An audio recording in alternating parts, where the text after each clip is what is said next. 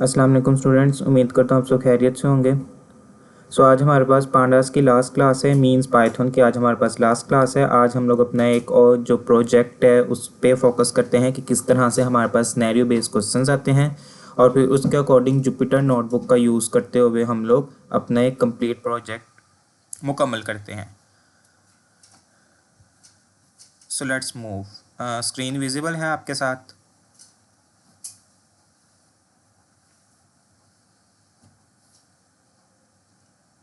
Okay.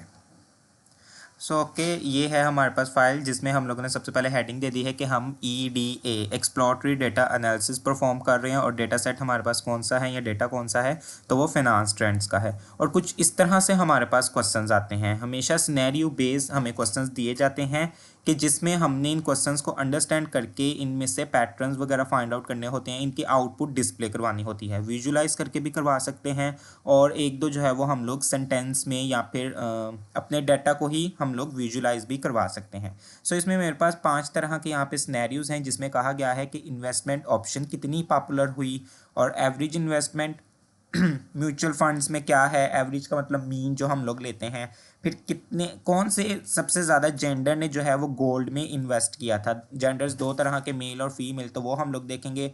Older people ने कितना invest किया, ज़्यादा किया या कम किया, तो ये चीज़ें हम लोग देखेंगे। और फिर फाइनेंशियल प्रोडक्ट हमारी कितनी ज़्यादा पॉपुलर रही, उसमें कितनी इन्वेस्टमेंट हुई, तो ये सारी चीज़ों का हम लोग एनालिसिस परफॉर्म करेंगे। सबसे पहले तो हम यहाँ पे क्या करेंगे, अपनी लाइब्रेरीज़ को इंपोर्ट कर लेंगे। नंबर 1, सबसे पहले हम नमपाई करते हैं, उसके बाद इंपोर्ट करेंगे पैंडास को या pandas as PD, then matplotlib dot pyplot as PLT। Okay, उसके बाद इंपोर्ट कर लेंगे अपनी seaborn library as SNS।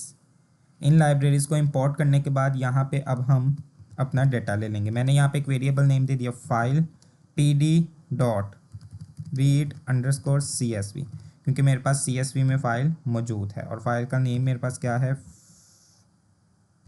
Finance underscore trends dot CSV।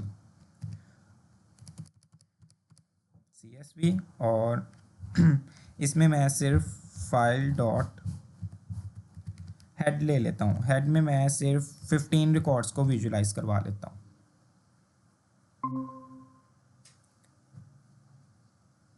Okay, यहाँ पे मेरे पास लाइब्रेरीज भी इंपोर्ट हो गई हैं और यहाँ पे मैंने रीड भी करवा लिया अपने डाटा को। अब ये मेरे पास तमाम तरह इसके अंदर कॉलम्स हैं जो कि यूज़ हो रहे हैं और उसके अंदर रिकॉर्ड्स हैं। अब सिनेरियो बेस्ड जो क्वेश्चंस थे वो परफॉर्म करने से पहले हमें EDA परफॉर्म करना है। बेसिकली इस सिनेरियो में ही हमारे पास EDA भी आ जाता है कि जिसमें हम लोग विजुअलाइजेशन भी कर लेते हैं, क्लीनिंग के प्रोसेस को भी कंप्लीट कर लेते हैं, मैनिपुलेशन भी कर लेते हैं। लेकिन उससे पहले हमें अपने रिकॉर्ड्स को चेक करना पड़ता है, जिसमें हम लोग शेप वगैरह चेक करते हैं, जिसमें हम लोग डुप्लीकेशंस को चेक करते हैं, कॉलम्स के नेम चेक करते हैं एक बार, फिर हम लोग स्टैटिस्टिकल समरी को यहाँ पे डिस्क्राइब करते हैं। तो वो सारी चीज़ों को हम लोग सबसे पहले परफॉर्म करेंगे और उसके बाद फिर हम लोग अपने उन सिनेरियो बेस्ड क्वेश्चंस को 1 बाय 1 सॉल्व करेंगे। क्योंकि हो सकता है मेरे डाटा के अंदर डुप्लीकेशंस मौजूद हो तो वो आउटपुट के लिए अच्छी नहीं होंगी, विजुअलाइजेशन के लिए अच्छी नहीं होंगी। डुप्लीकेशन से भी हमारे पास आउटपुट जो है वो उसमें एरर वगैरह आ सकता है। यानी कि जो मेरे पास आउटपुट 25% आनी थी, डुप्लीकेशंस की वजह से वो हो सकता है मेरे पास 30% आ जाए या फिर हो सकता है वो 15% आ जाए। तो ये भी जो है वो एक्यूरेसी अच्छी नहीं है, इसलिए इन चीज़ों को चेक करना पड़ता है, रिमूव करना पड़ता है, आउटलायर्स को फाइंड आउट करना पड़ता है। तो ये तमाम तर चीज़ें हम अपनी इस प्रोजेक्ट में देखते हैं। सबसे पहले तो यहाँ पे कमेंट में हम एक एक करके डिस्क्रिप्शन बताएंगे कि कौन सा काम परफॉर्म कर रहे हैं, क्या चीज़ हम लोग यूज़ कर रहे हैं। हेड से हम लोगों ने ले लिया था, अपना डाटा चेक कर लिया है कि फ़िलहाल मैंने 15 रोज़ को यहाँ पे डिक्लेयर किया है, यानी आउटपुट में डिस्प्ले करवाया, और कॉलम्स टोटल के टोटल मेरे पास सेम है। लेकिन अब मुझे इसकी टोटल शेप को चेक करना है कि टोटल मेरे पास कितने बाई कितने का डाटा मौजूद है, जिसमें हम लोगों ने देखा था कि रोज़ और कॉलम्स हमारे पास आती हैं। तो यहाँ पर मैंने ले लिया फाइल डॉट शेप। ये मेरे पास आ गई। कितनी रोज़ हैं? टोटल 12,000 हैं और रिकॉर्ड्स, और मेरे पास कॉलम्स कितने हैं? 24। ठीक है। उसके बाद अब यहाँ पे मैं कॉलम्स के नेम सिर्फ फ़िलहाल यहाँ पे डिक्लेयर करवाऊँगा देखने के लिए, क्योंकि इस तरह हमारे पास डाटा बहुत ज़्यादा हम लोग व्यू तो कर सकते हैं, लेकिन यहाँ पे हमें फिर भी अलग से भी बताना पड़ेगा कि कौन कौन से कॉलम्स इस डाटा के अंदर मौजूद हैं। तो फाइल वेरिएबल में हमारे पास, और यहाँ पे हम लिख देंगे कॉलम्स, तो तमाम तर कॉलम्स हमारे पास यहाँ पे आ जाएंगे कि टोटल कॉलम्स आपके पास इतने हैं। उसके बाद इन्फो वगैरह ले लेंगे, यहाँ पे इंफॉर्मेशन जिसको हम कहते हैं कि अपने डाटा की यहाँ पे हम लोग बेसिकली इंफॉर्मेशन चेक करेंगे। यहाँ पे मैं लिख देता हूँ चेक डेटास इंफॉर्मेशन। उसके बाद फाइल डॉट इन्फो हम लेते हैं। सो इन्फो में हमें एक कंप्लीट अपने डाटा की समरी भी पता चल जाती है कि कितने कॉलम्स हैं, कितनी टोटल एंट्रीज हैं, उसके इंडेक्स की रेंज क्या है, उसके बाद कितनी नल वैल्यूज़ हैं, काउंट और डाटा करके डाटा टाइप डी टाइप हमें पता चल जाती हैं। अब टोटल रिकॉर्ड्स हमारे पास 12,000 था, इसका मतलब है कि इसके अंदर 12,000 का 12,000 रिकॉर्ड मौजूद है। नल वैल्यू कुछ भी नहीं है। अगर नल वैल्यू होती तो फिर उनको भी हमें हैंडल करना पड़ना था। अगर तो नल वैल्यूज़ हमारे पास 3 to 5% होती डाटा के अंदर, तो फिर उसको रिमूव कर देना, ड्रॉप कर देना बेस्ट वे है record wise, axis zero wise. लेकिन अगर उससे ज़्यादा है तो फिर उसको किसी ना तो किसी वैल्यू के साथ हमें रिप्लेस करना पड़ना था।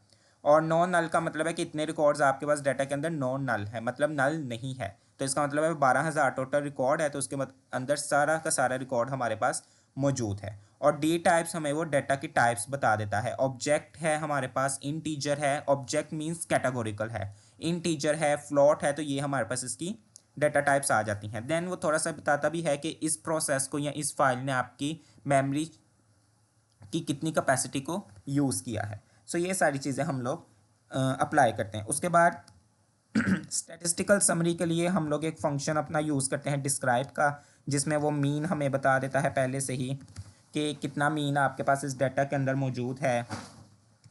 उसके लिए हम लोग यूज़ करते हैं फाइल डॉट डिस्क्राइब।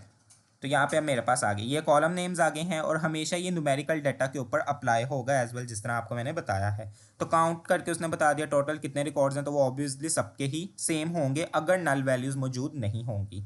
मीन कितना है, तो एज के अंदर जो एवरेज एज आ रही है, यानी 27 के ज़्यादा लोग इसके अंदर डाटा के अंदर मौजूद हैं। इसी तरह म्यूचुअल फंड है, इक्विटी मार्केट है, तो ये तमाम तरह हमारे पास इसमें मीन आ गई है। स्टैंडर्ड डेविएशन है, मिनिमम है, मैक्सिमम है। सो जिन चीज़ों को देखा जाता है उनको हम लोग यहाँ पे फॉलो करेंगे। मिनिमम सबसे कम एज कितनी आ रही है, 18 आ रही है, और मैक्सिमम कितनी आ रही है, 38 आ रही है। देन ये 25% क्वार्टाइल, 50%, 75%, तो ये चीज़ें हम लोगों ने देखनी थी।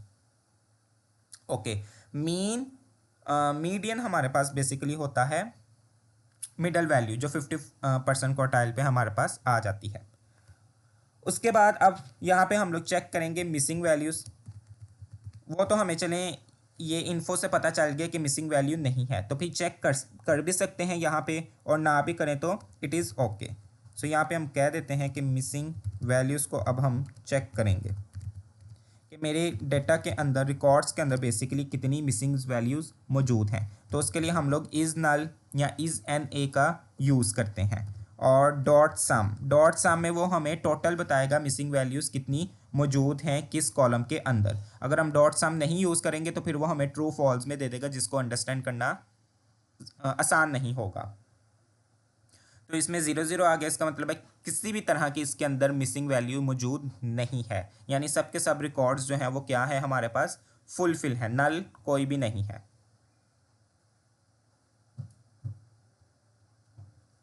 देन यहाँ पे अब डुप्लीकेशंस चेक करेंगे कि मे भी डुप्लीकेशंस हो सकती हैं मेरे डाटा के अंदर। सो यहाँ पे मैंने लिख दिया चेक डुप्लीकेशन इन और डेटा। अब मुझे डुप्लीकेशन चेक करनी है, तो यहाँ पे वेरिएबल नेम और डॉट के बाद यहाँ पे मैं डुप्लीकेटेड का फंक्शन यूज़ करूँगा, डुप्लीकेटेड, जो कि हम लोगों ने अपनी लास्ट पांडास के लेक्चर्स में इसका यूज़ भी किया था, जो वैल्यूज़ बता देता है कितनी डुप्लीकेटेड मौजूद है। लेकिन यहाँ पे मैं साथ ही साथ करता हूँ तो वो टोटल करके बताएगा कि टोटल पूरे डाटा के अंदर कितनी डुप्लीकेशंस मौजूद है, रो वाइज बताएगा। सो 1611 यानी 1611 मेरे पास यहाँ पे डुप्लीकेटेड वैल्यूज़ मौजूद हैं। अब डुप्लीकेटेड का मतलब क्या है कि एक रिकॉर्ड मल्टीपल्स टाइम इंसर्ट हुआ है, दिस इज मीन डुप्लीकेशन। सो ये डुप्लीकेशंस को रिमूव करना ज़रूरी है कि एक रिकॉर्ड अगर मल्टीपल्स टाइम इंसर्ट हुआ है मेरे डाटा के अंदर तो आउटपुट में भी जब विजुलाइज करूँगा तो उसका नंबर ऐड होगा। सो नंबर ऐड होने से वो हमारे पास बिल्कुल भी अच्छी आउटपुट नहीं आएगी, बेशक ज़्यादा आ रही हो या कम आ रही हो लेकिन वो अच्छी नहीं होगी। सो इसलिए डुप्लीकेशंस को चेक करना पड़ता है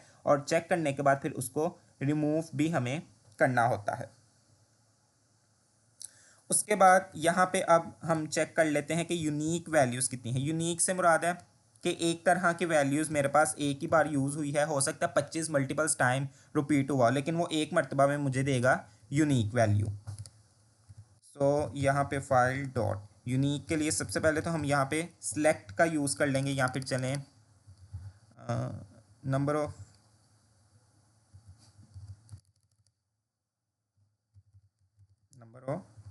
यूनिक।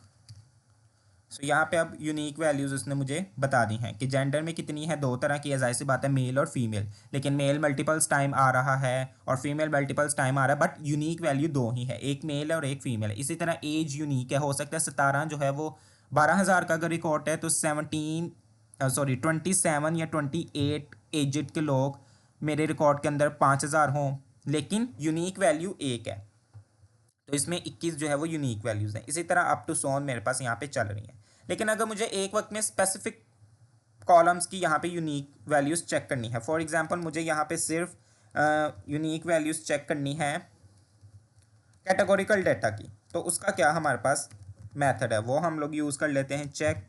यहाँ पे कमेंट के फॉर्म में हम ज़रूर लिखेंगे कि ताकि जब भी कोई भी हमारी इस नोटबुक को चेक करे देखे तो वो इन लाइंस को, इन डिस्क्रिप्शंस को, इन वर्ड्स को पढ़ के अंडरस्टैंड कर सके कि आपने इस कोड में क्या काम किया है।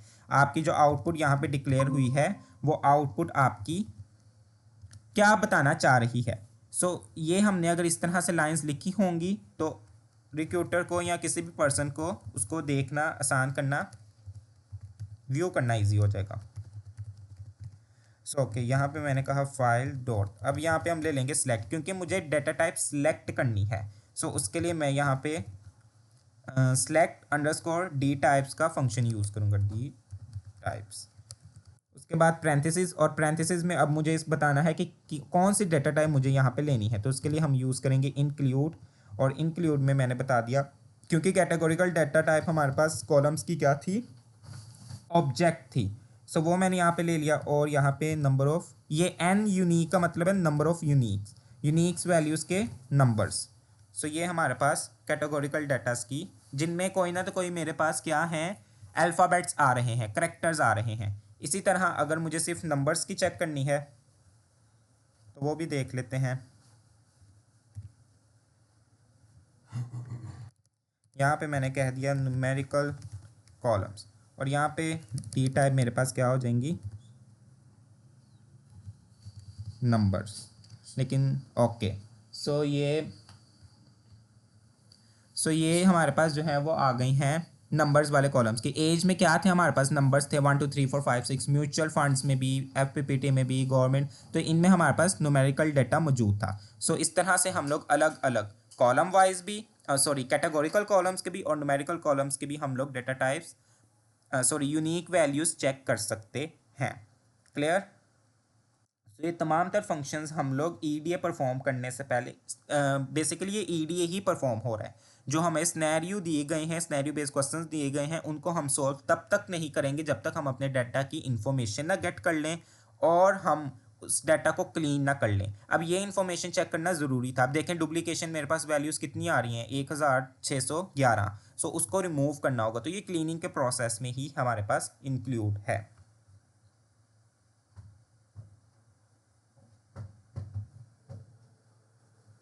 क्लियर है।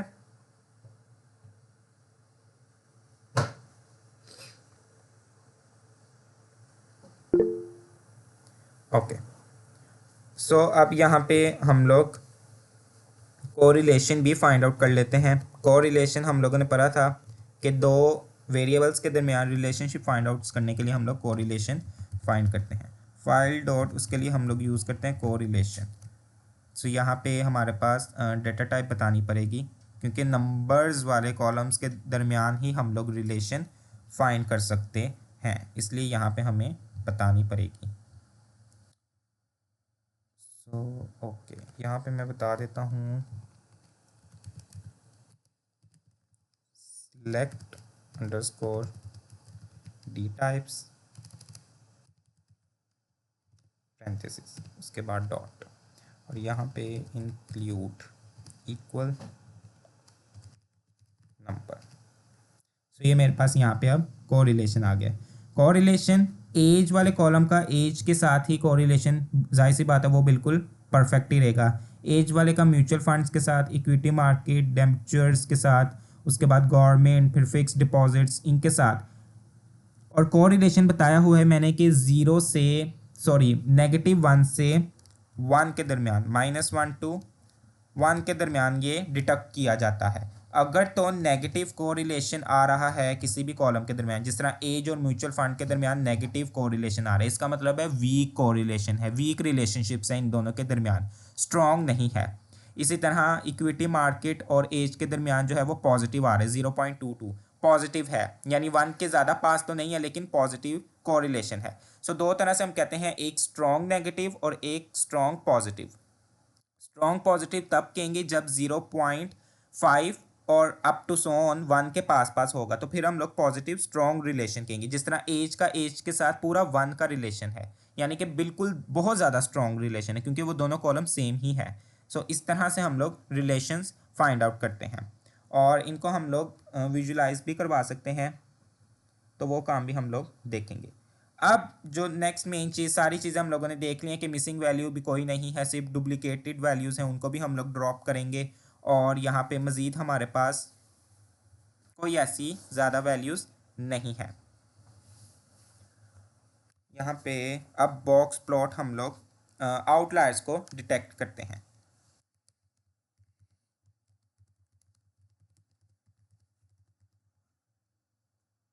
तो यहाँ पे अगर ड्रॉप करें तो फाइल डॉट ड्रॉप, क्या ड्रॉप करना है, file dot duplicated then in place equal true. So ये इस तरह से तो वर्क नहीं करेगा, इसको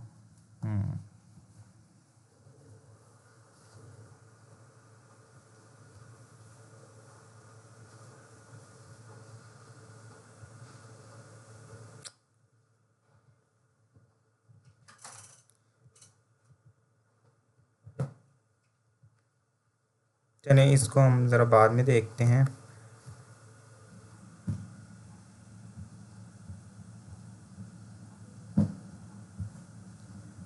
ओके, एक्सिस भी यहाँ पे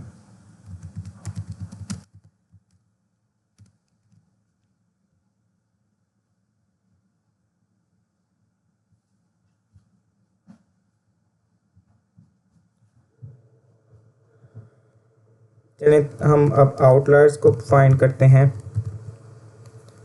find outliers, find the outliers यहाँ पे डिटेक्ट कर सकते हैं। ड्रॉप वाला जो है वो हम लोग मेथड देखते हैं।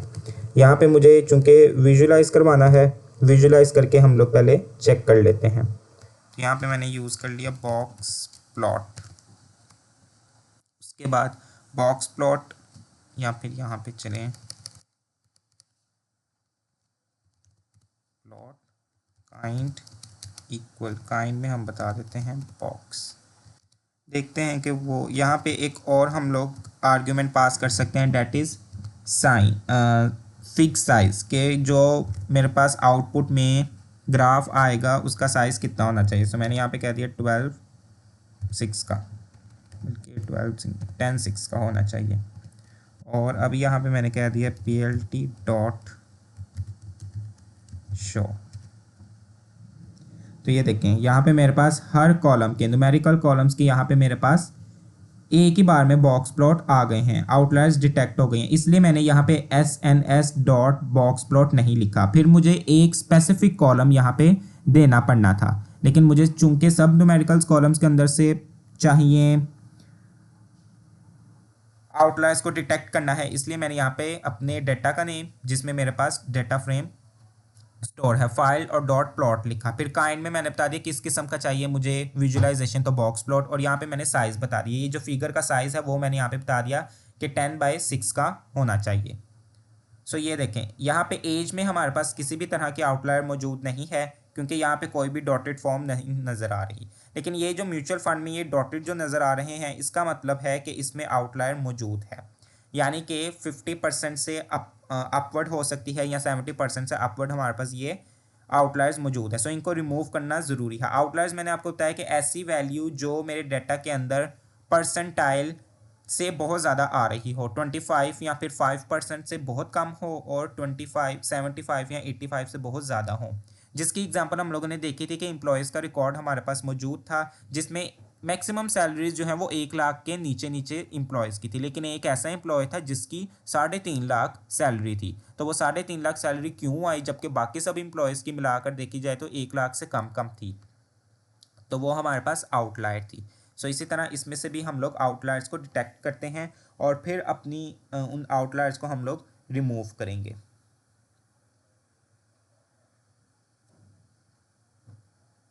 ओके, अब हम लोग यहाँ से आउटलायर्स को अपनी आउटलायर्स को डिटेक्ट रिमूव करेंगे।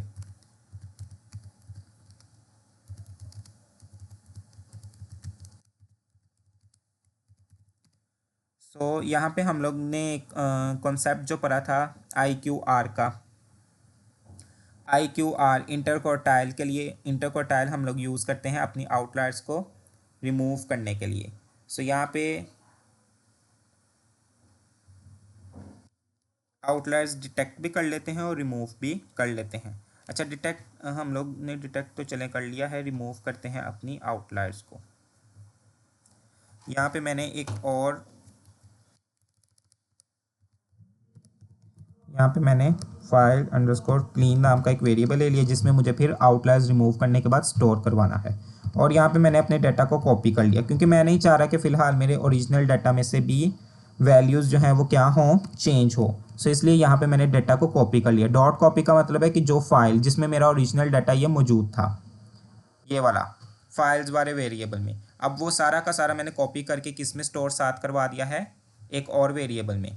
सो अब जो भी चेंजिंग्स होंगी वो इस वाले वेरिएबल के डाटा के अंदर चेंजिंग्स होगी, ताकि मुझे पता चल सके कि ओरिजिनल मेरे पास डाटा क्या था और क्लीन वगैरह ईडीए प्रोसेस करने के बाद डाटा क्या आया है। सो यहाँ पे हम लोग फॉर लूप का यूज़ कर लेते हैं, एक ही वक्त में सब वैल्यूज़ को डिटेक्ट करके रिमूव करने का। फॉर लूप यहाँ पे यूज़ करते हैं। क्या था हमारे पास, फॉर लूप, फॉर बताते हैं, और यहाँ पे मैंने एक कॉल नाम का आइट्रेबल वेरिएबल रख दिया। इन कहाँ से ये मुझे अब चेक करना है, तो मैं यहाँ पे कॉलम्स बता दूंगा। अब चूंकि कॉलम्स न्यूमेरिकल कॉलम्स का हम लोगों ने चेक करना है, तो यहाँ पे मैं न्यूमेरिकल कॉलम्स भी आइडेंटिफाई कर देता हूँ।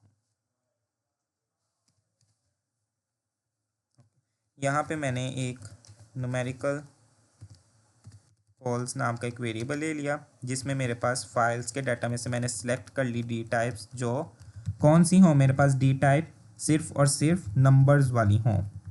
तो अब चूंकि यहाँ पे मेरे पास मल्टीपल्स हैं, तो यहाँ पे मैं लिख देता हूँ कौन कौन सी मेरे पास डी टाइप्स थी। हमने देखी भी थी कि इंट की थी। यहाँ पे हम np डॉट नंबर लिख देते हैं, नंबर, और np डॉट नंबर, और उनके मैंने क्या किया है, कॉलम्स को डिटेक्ट कर लिया। देखते हैं फ़िलहाल इतना के एरर वगैरह तो नहीं है कोई।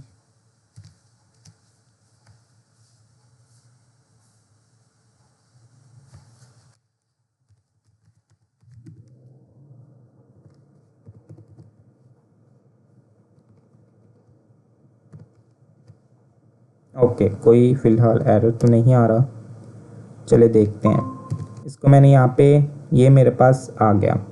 उसके बाद अब आगे मैं बताऊंगा कि कौन कौन सी जो है वो आउटलायर्स निकालनी है।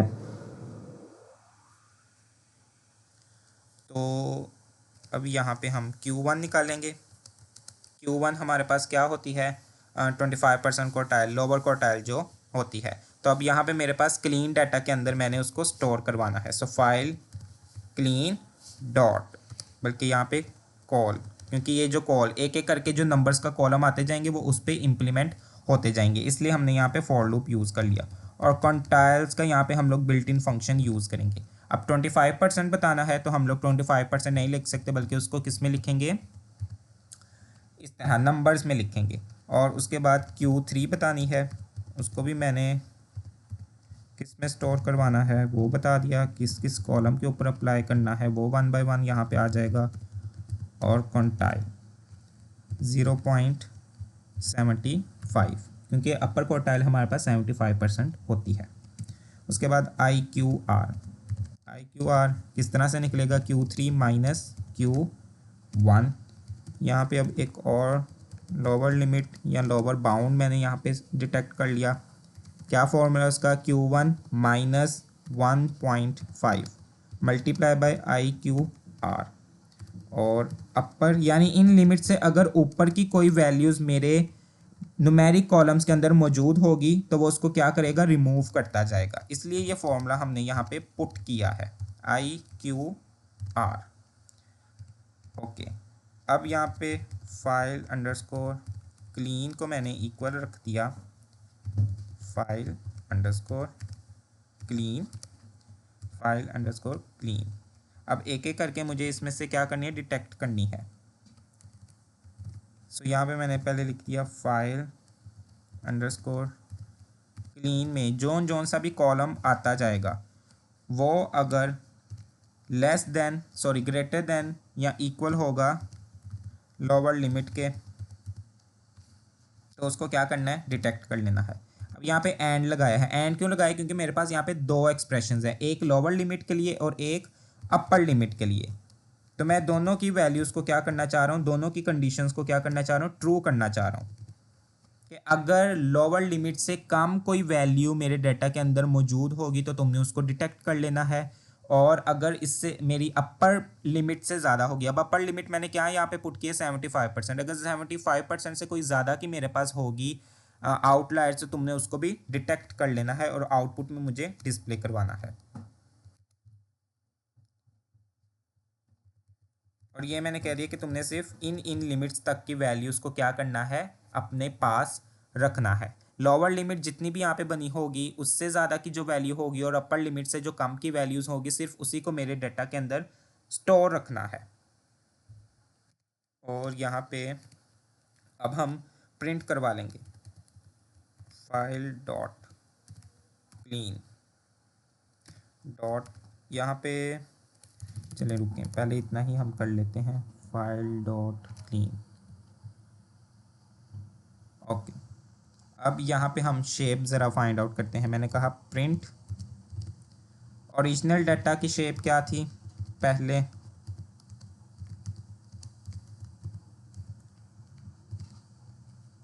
तो वो मेरे पास फाइल डॉट शेप,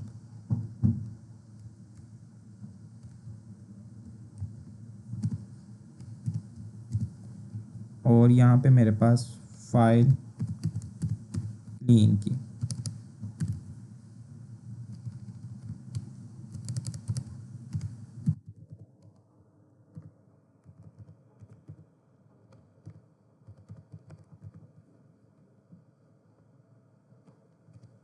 तो ये देखें, सबसे पहले कितनी थी मेरे पास, 12,000 थी, और टोटल कॉलम्स कितने थे, वो 24 थे। लेकिन जैसे ही आउटलायर्स कितनी मेरे डाटा के अंदर से डिलीट हो गई, 5181। तो अब बाकी का जो रिकॉर्ड मेरे पास बच गया है वो ये बचा है, यानी इतनी ज़्यादा मेरे डाटा के अंदर क्या मौजूद थी, आउटलायर्स मौजूद थी।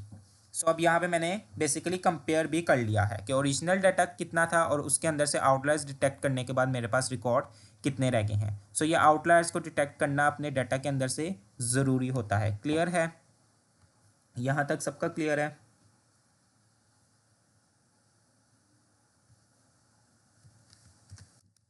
यहाँ पे मैं चेक भी कर लेता हूँ कि कितनी रोज़ जो हैं वो डिलीट हो गई हैं मेरे डाटा में से।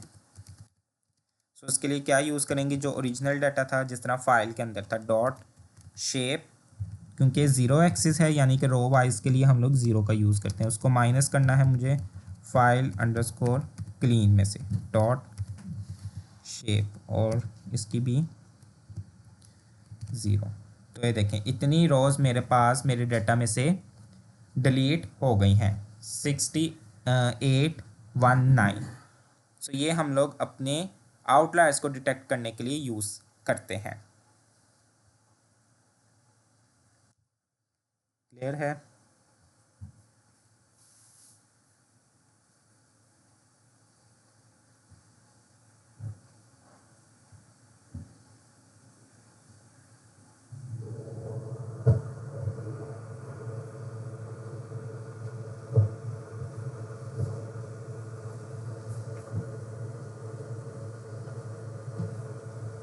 ओके, अब एक दो हम विजुअलाइजेशन कर लेते हैं और उसके बाद अपने सिनेरियोज को हम लोग यहाँ पे करेंगे। यहाँ पे मैंने कह दिया कि विजुअलाइजेशन।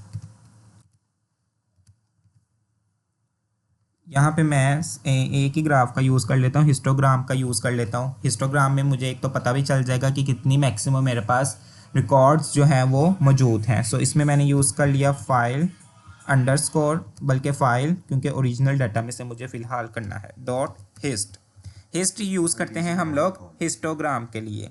और इसमें मैंने फ़िक्स साइज़ बता दिया क्योंकि तमाम जो न्यूमेरिकल्स डाटा के लिए मुझे ये यूज़ करना है। मैंने यहाँ पे 8/5 का बता दिया, 8/5 से ही हम लोग काम चलाते हैं।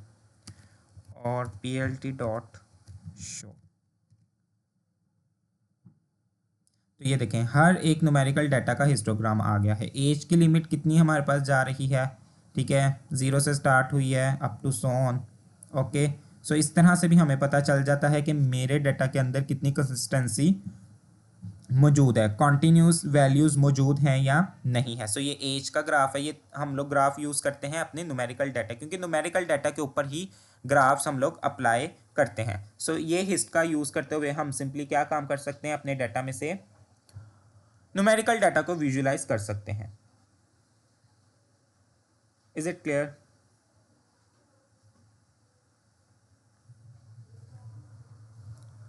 और इसी डाटा को मैं अपने क्लीन वाले डाटा में से करके अब देखता हूँ। क्लीन, तो देखें अब आपके पास कितना डिफरेंस आ गया है। पहले एज वाला मेरे पास ग्राफ किस तरह से बन रहा था, ये देखें, पहले ये था एज का ग्राफ और अब मेरे पास एज का ग्राफ ये है।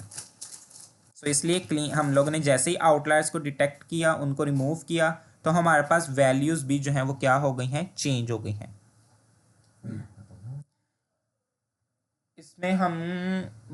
इसमें हम बताते हैं कि हमारे डाटा के अंदर जो हिस्टोग्राम है ना वो कॉन्टीन्यूस वैल्यूज़ के लिए यूज़ होते हैं। कॉन्टीन्यूस वैल्यू मतलब जिसमें पॉइंट वाली भी। अब ये देखें यहाँ पे ये ग्राफ बनता आ रहा है, इसका मतलब है इसके अंदर कॉन्टीन्यूस वैल्यूज़ मौजूद हैं। लेकिन ये वाला ग्राफ देखें म्यूचुअल फंड्स का, तो इसमें कॉन्टीन्यूस वैल्यू नहीं मौजूद। इसका मतलब है कि ये ग्राफ मेरे पास मैक्सिमम 500 की रेंज तक जा सकता है, उसके बाद ये 2000 से लेकर 2500 तक जा सकता है, इसकी वैल्यू मौजूद है। सो ये एक तरह का हमारे पास कॉन्टीन्यूस वैल्यूज़ को भी चेक करने के लिए हम लोग यूज़ करते हैं कि अगर एक एज हमारे पास मौजूद है तो 17 से लेकर 25 के दरमियान मेरे पास 17, 18, 19, 20 ये तमाम लोगों का रिकॉर्ड इसके अंदर मौजूद था। सो ये कॉन्टीन्यूस वैल्यूज़ होती हैं।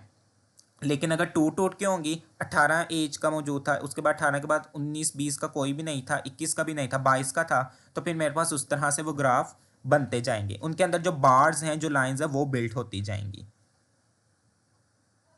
ठीक है,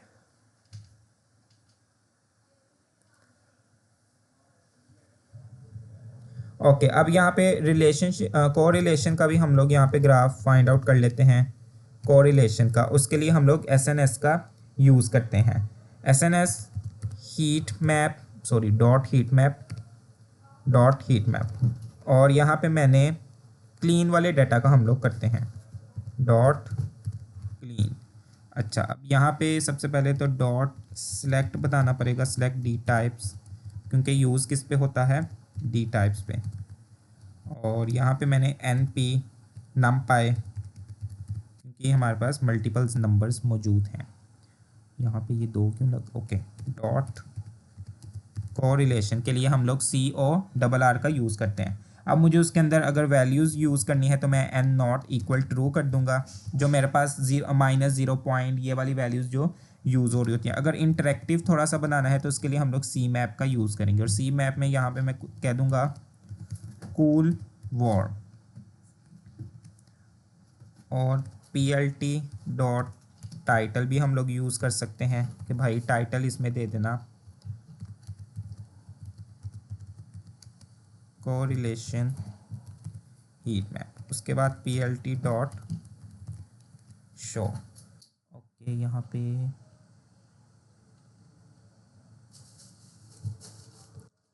इंक्लूड का हमने यहाँ पे यूज़ किया था।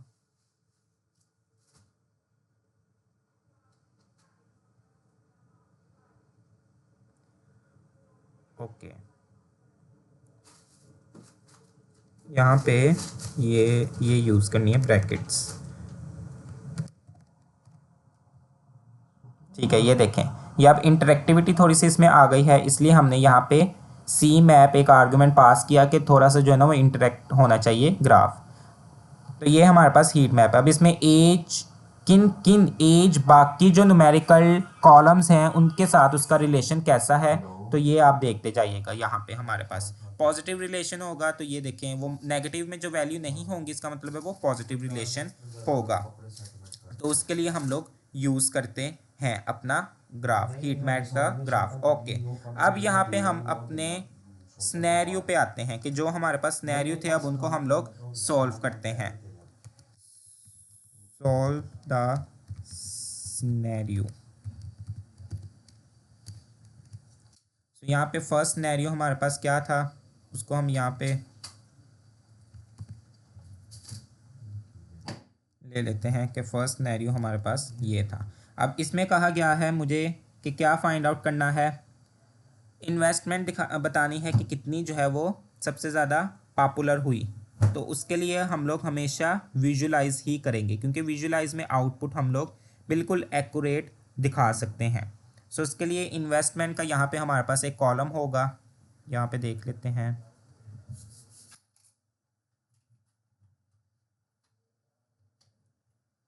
यहाँ पे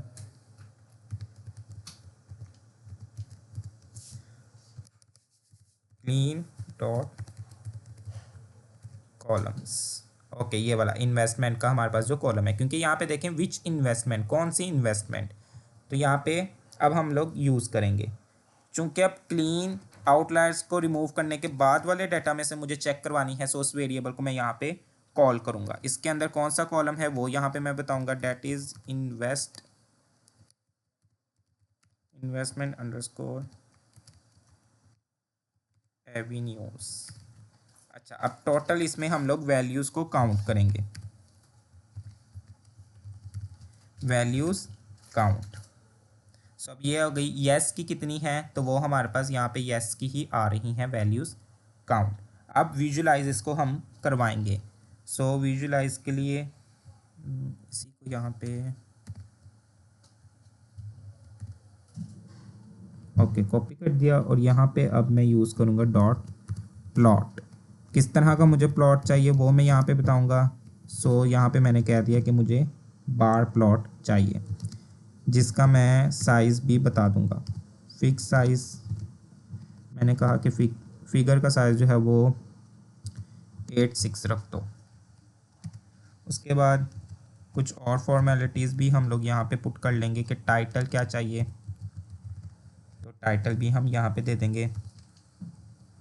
क्वेश्चन क्या था, मोस्ट पॉपुलर। सो यहाँ पे मैंने लिख दिया मोस्ट पॉपुलर इन्वेस्टमेंट। उसके बाद एक्स लेबल भी मुझे बतानी है कि ताकि प्रॉपर डिस्प्ले हो कि एक्स लेबल में कौन सी वैल्यूज़ हैं और वाई लेबल्स में कौन सी हैं।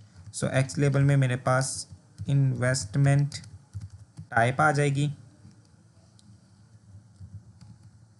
और PLT डॉट। वाई लेबल में मेरे पास नंबर्स आ जाएंगे,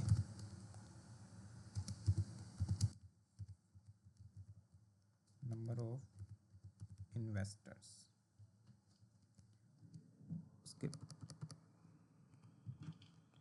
उसके बाद PLT डॉट शो। सो ये है मेरे पास के यस ही थे, ये देखें यस। अब ये यस मेरे पास कुछ इस तरह से डिस्प्ले हो रहा है, तो इस यस को ये देखें इस तरह से डिस्प्ले हो रहा है। इसको मुझे अगर बिल्कुल एक्स एक्सिस पे लाना है यानी सीधा करना है ये कह सकते हैं, तो इसके लिए यहाँ पे एक हम लोग यूज़ करते हैं एक्स ट्रिक, और इसके अंदर हम बेसिकली बताते हैं अपनी रोटेशन। रोटेशन मुझे बतानी है जो परसेंट में हम लोग बताते हैं, मैंने यहाँ पे 90 बता दी। तो अच्छा, ये वैसे ही एरर दे रहा है कि आपके पास इस तरह की कोई भी वो यूज़ नहीं होती। चलिए यहाँ पे मैं कह देता हूँ, अगर 45 कहूँ एक्स ट्रिक, अच्छा टिक्स है एक्स ट्रिक, तब ये देखें ये इस तरह से डिस्प्ले हो रहा है 90 पे, पूरा ये जो है वो सीधा हो जाएगा। तो ये हमारे पास यहाँ पे ग्राफ आ गया कि कितने 5000 से भी ऊपर के सिर्फ जो पॉपुलर इन्वेस्टर्स हैं वो येस के हैं।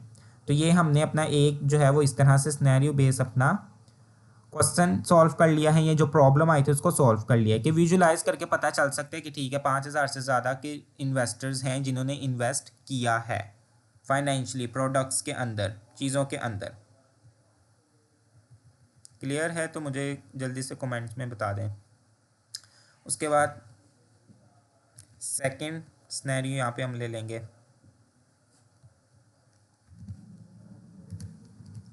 सेकंड में है कि एवरेज निकालनी है हमने, म्यूचुअल फंड्स के अंदर कितनी इन्वेस्टमेंट हुई है उसकी हमने एवरेज निकालनी है। सो एवरेज के लिए हम लोगों ने देखा था कि हमारे पास क्या यूज़ होता है, मीन यूज़ होता है। सो अगर हम इसी को कॉपी कर लेते हैं टाइम की शॉर्टेज की वजह से, इसी में से हम लोग जो है वो कर लेंगे जो भी हमने करना होगा। अब चूंकि एवरेज निकालनी है तो उसके लिए यहाँ पे सबसे पहले हम ले लेते हैं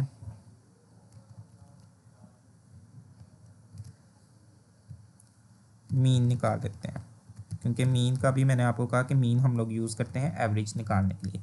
किसमें से उसने म्यूचुअल फंड्स का कहा है, तो इसमें हमारे पास कॉलम है एक म्यूचुअल फंड्स का,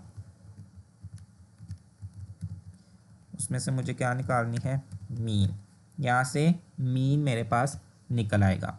फिगर साइज इसी तरह कर रहने देंगे हम लोग, मीन चूंकि निकालनी है, और प्लॉट कौन सा यूज़ करना है वो यहाँ पे अब मैं बताऊँगा। इसको हम करते हैं PLT डॉट प्लॉट। प्लॉट में मैं बताऊँगा सबसे पहले तो यहाँ पे अपना डेटा बताऊँगा।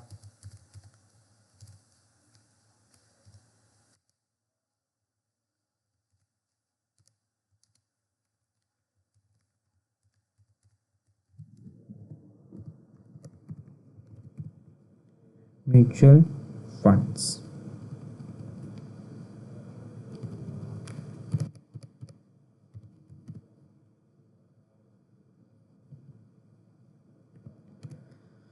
सो ओके मीन्स ज़रा करके हम देख लेते हैं अगर कुछ इसका हमारे पास आए।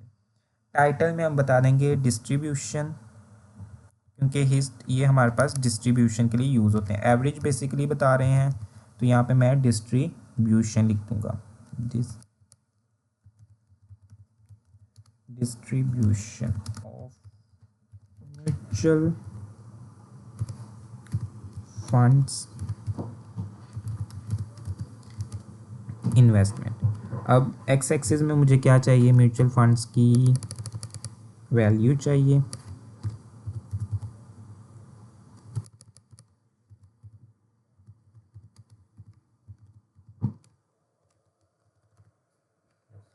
और एक्स एक्सिस में मेरे पास सॉरी वाई लेवल में फ्रिक्वेंसी। ओके, इसमें ये ट्रिक की ज़रूरत नहीं पड़ेगी क्योंकि नेम नहीं आ रहे, तो इसको रन करके देखते हैं। हमारे पास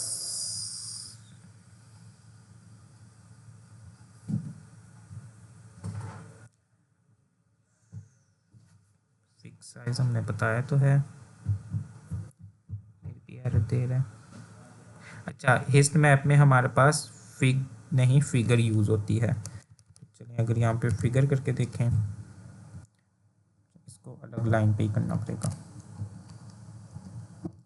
PLT डॉट फिगर कितनी होनी चाहिए वो मैं यहाँ पे फिक्स साइज इक्वल 86। अब ठीक है। ओके, तो ये देखें, ये मेरे पास यहाँ पे म्यूचुअल फंड्स आ गए हैं कि मैक्सिमम जो रेशो है वो 1 की कितने % है, 500 से कम की है। ठीक है, ये एवरेज आ गई है मेरे पास। सेकंड नंबर पे मेरे पास सबसे ज़्यादा जो आ रही है वो 3500 से कम की है ज़रा, और थर्ड नंबर पे मेरे पास 1500 की आ रही है कि इतनी mutual funds amounts average amount मेरे पास यहाँ पे कलेक्ट हो रही हैं। सो ये सेकंड हमारे पास इस तरह से सिनेरियो भी कवर हो गया है। थर्ड पे क्या है कि बताना है कि सबसे ज़्यादा गोल्ड में किस जेंडर ने इन्वेस्ट किया था, मेल था या फीमेल, तो वो यहाँ पे अब हमें बताना है।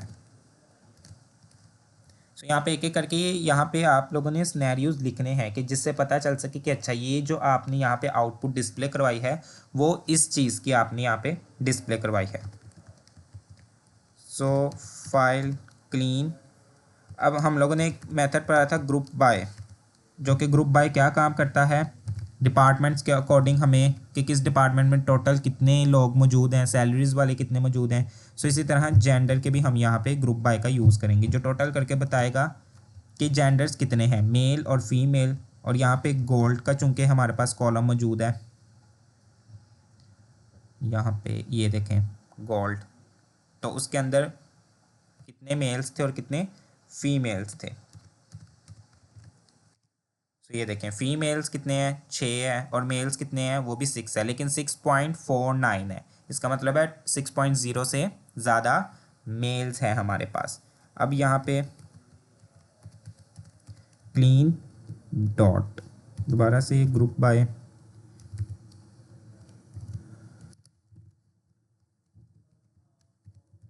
जेंडर किस कॉलम पे अप्लाई कर रहे हैं, डेट इज़ गोल्ड। अब उसी में से हम मीन ले रहे हैं। अब प्लॉट कौन सा यहाँ पे डिस्प्ले करवाना है वो लिखेंगे और उसकी काइंड बताएंगे। इसके लिए हम लोग बार चार्ट का यूज़ करते हैं, कंपैरिजन के लिए हम लोग बार चार्ट का यूज़ करते हैं, और इसमें यूज़ हो जाएगा फिग साइज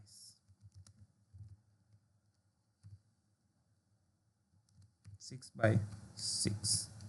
उसके बाद यहाँ पे PLT डॉट टाइटल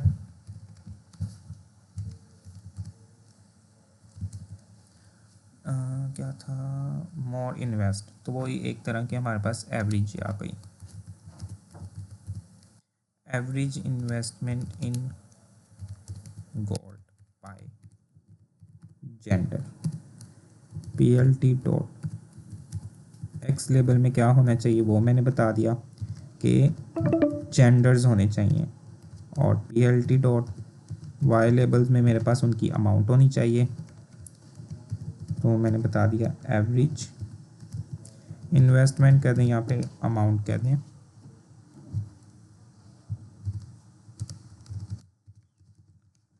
और यहाँ पे अब डिस्प्ले करवा देंगे। सो ये देखें अभी मैंने जो आपको बताया था, ओके यहाँ पे हम लोग एक्स यूज़ कर लेते हैं, PLT डॉट एक्स रोटेशन 90।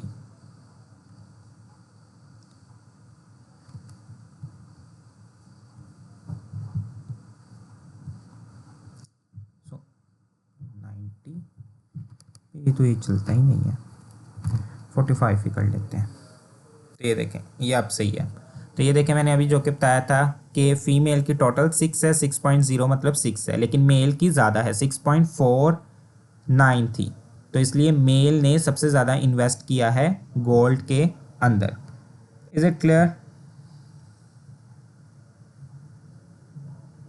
अभी तक हमने ये 3 सिनेरियोज EDA का परफॉर्म करते ही अप्लाई किए हैं, परफॉर्म किए हैं, जिसमें हम लोगों ने देखा सबसे ज़्यादा इन्वेस्टमेंट किसने की, गोल्ड के अंदर किसने सबसे ज़्यादा इन्वेस्टमेंट की, मेल और फीमेल, जाहिर सी बात है वो 2 ही लोग थे जेंडर बेस। और उसके बाद हम लोगों ने फिर एवरेज निकाली कि सबसे ज़्यादा म्यूचुअल फंड में एवरेज कितनी है, तो वो एवरेज भी हमारे पास आ गई कि नंबर 1 पे एवरेज की प्राइस क्या आ रही है, नंबर 2 पे और नंबर 3 पे कौन सी एवरेज की यहाँ पे प्राइस आ रही है। फोर्थ जो क्वेश्चन है, 4 और 5, वो मेरे ख्याल से आप लोग कर लेंगे। उसमें मैं आपको डिस्क्राइब कर देता हूँ कि आप लोगों ने क्या काम करना है। इसमें अब आप लोगों को वो कह रहे हैं कि are older people investing more, यानी कितने और जो लोग हैं वो इन्वेस्ट कर सकते हैं और ज़्यादा मज़ीद इन्वेस्ट कर सकते हैं। तो इसमें रिलेशनशिप का यूज़ करते हुए, कोरिलेशन का यूज़ करते हुए हम लोग इम्प्लीमेंट करेंगे, क्योंकि रिलेशनशिप्स फाइंड आउट करेंगे कि एज और म्यूचुअल फंड्स के दरमियान कितना रिलेशन है और गोल्ड के अंदर कितना रिलेशन है। कोई भी आप 2-3 कॉलम्स ले सकते हैं न्यूमेरिकल, और उसके दरमियान आप रिलेशनशिप फाइंड आउट करते हुए बता सकते हैं।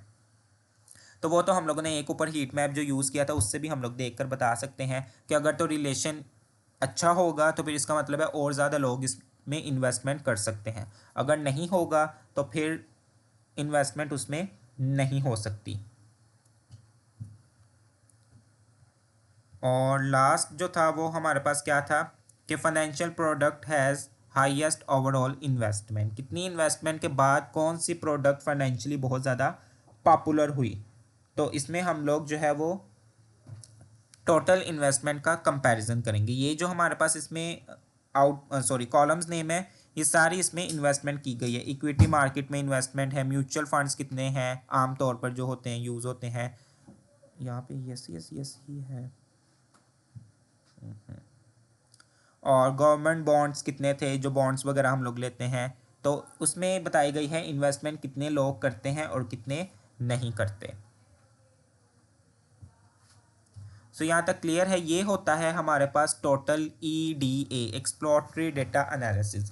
इनको सॉल्व करने से पहले प्रॉब्लम्स को हमेशा हम लोग डेटा को क्लीन करते हैं। मैनिपुलेशन का भी मतलब यही है, ट्रांसफॉर्मेशन का भी यही है कि अब मेरे पास आउटलायर्स पहले बहुत ज़्यादा डेटा में मौजूद थी। ट्रांसफॉर्मेशन कैसे हुई, आउटलायर्स को रिमूव करने के बाद एक नया मेरे पास डाटा आ गया क्लीन हो गई, तो वो ट्रांसफॉर्मेशन है कि पहले मैसी डाटा था उसको चेंज किया, ट्रांसफ़र कर दिया एक अच्छे क्लीन डाटा के अंदर, देन फिर उसके ऊपर विजुलाइज अप्लाई किए हैं। जितने भी सिनेरियोज मैंने यहाँ पे फाइंड किए हैं वो क्लीन डाटा में से मैंने फाइंड आउट किए हैं। एक तो आप लोगों ने ये काम करना है कि आप लोगों ने मैसी डाटा में से भी इन्हीं सिनेरियोज को आपने सॉल्व करना है, और आपने फिर कंपैरिजन खुद भी करना है कि आपके पास आउटपुट में कितना डिफरेंस आ रहा है। क्लियर है?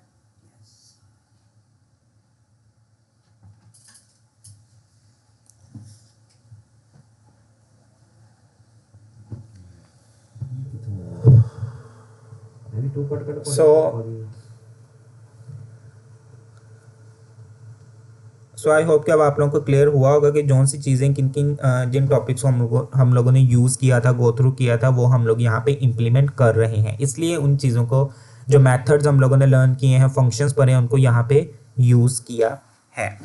सो हम अपनी आज की क्लास यहीं पे एंड करते हैं। कोई क्वेश्चन है तो पूछ लें, अदरवाइज हम अपनी क्लास यहीं पे एंड करते हैं। इंशाल्लाह आप लोगों से नेक्स्ट क्लास में मुलाकात होगी जिसमें हम लोग अपने सेकंड टूल एक्सेल को स्टार्ट करेंगे।